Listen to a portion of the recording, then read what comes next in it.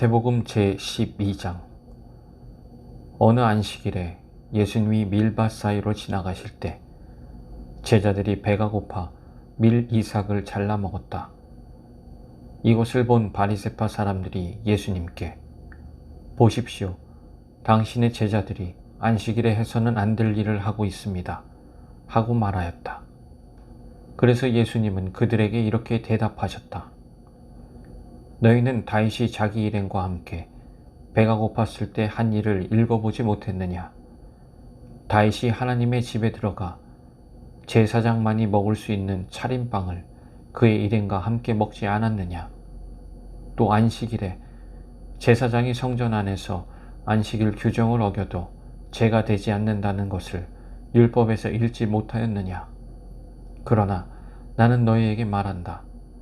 그 성전보다 더 큰 이가 여기 있다.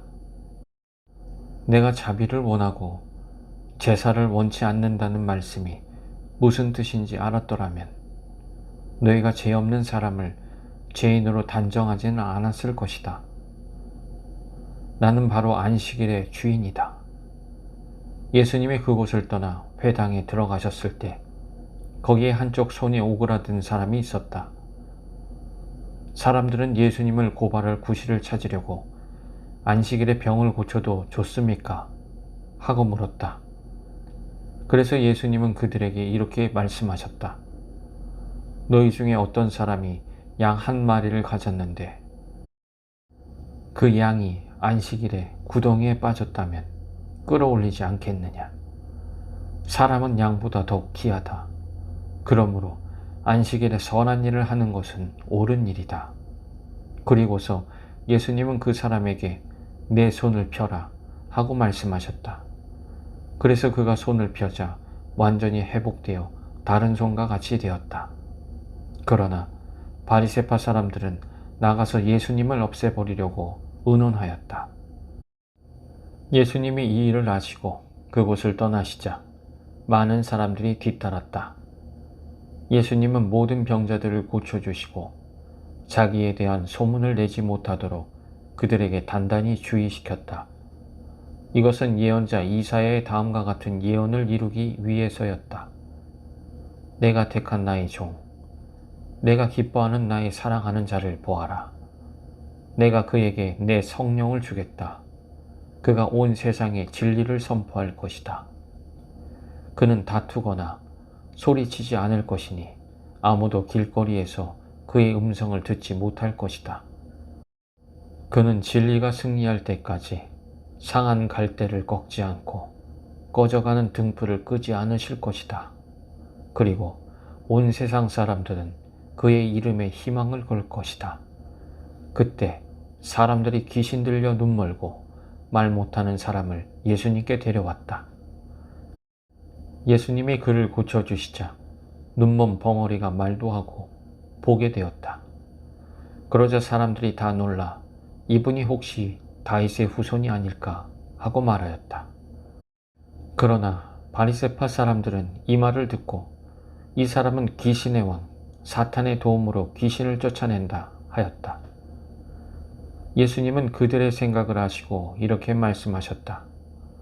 어느 나라든지 서로 싸워 갈라지면 망하고 그 어떤 마을이나 집안도 서로 싸워 갈라지면 오래가지 못한다. 만일 사탄이 사탄을 쫓아내면 이미 서로 갈라져 싸우는 것이니 그렇게 하고서야 어떻게 그의 나라가 설 수 있겠느냐. 내가 사탄의 도움으로 귀신을 쫓아낸다면 너희를 따르는 사람들은 누구의 도움으로 귀신을 쫓아내느냐. 그러므로 그들이 너희 재판관이 될 것이다. 그러나 내가 하나님의 성령으로 귀신을 쫓아낸다면 벌써 하나님의 나라가 너희에게 와 있는 것이다. 강한 사람의 집에 들어가 물건을 털어가려고 하면 먼저 그 사람을 잡아 묶어야 한다. 그렇지 않고 어떻게 그 집을 털 수 있겠느냐. 나와 함께 하지 않는 사람은 나를 반대하는 사람이고 나와 함께 모이지 않는 사람은 흩어버리는 사람이다. 내가 분명히 말해둔다. 사람에 대한 모든 죄와 모독은 용서받을 수 있으나 성령님에 대한 모독은 용서받지 못할 것이다. 누구든지 나를 욕하는 사람은 용서받을 수 있으나 성령님을 욕하는 사람은 이 세대나 오는 세대에서도 용서받지 못할 것이다. 나무가 좋으면 그 열매도 좋고 나무가 나쁘면 열매도 나쁘다. 열매로 그 나무를 알 수 있다. 독사의 자식들아, 너희가 악한데 어떻게 선한 말을 할 수 있겠느냐? 마음에 가득 찬 것을 입으로 말하기 마련이다. 선한 사람은 마음속에 쌓인 선으로 선한 말을 하고 악한 사람은 마음속에 쌓인 악으로 악한 말을 한다. 내가 너희에게 말한다. 사람은 함부로 짓거린 모든 말에 대해서 심판날에 해명을 해야 한다. 네가 한 말에 따라서 네가 무죄가 되기도 하고 유죄가 되기도 할 것이다. 그때 율법학자와 바리새파 사람 몇 명이 예수님께 와서 선생님, 우리는 선생님이 행하시는 기적을 보고 싶습니다. 하고 말하였다. 그러나 예수님은 그들에게 이렇게 대답하셨다. 악하고 음란한 세대가 기적을 요구하나 예언자 요나의 기적밖에는 보일 것이 없다. 요나가 사흘 동안 큰 물고기 뱃속에 있었던 것처럼 나도 사흘 동안 땅속에 있을 것이다. 요나의 전도를 듣고 회개한 니느웨 사람들이 심판 때에 일어나 이 세대 사람을 죄인으로 단정할 것이다. 자, 보아라. 요나보다 더 위대한 사람이 여기 있다. 솔로몬의 지혜를 들으려고 땅끝에서 왔던 남방 여왕도 심판 때에 일어나 이 세대 사람을 죄인으로 단정할 것이다. 자, 보아라. 솔로몬보다 더 위대한 사람이 여기 있다.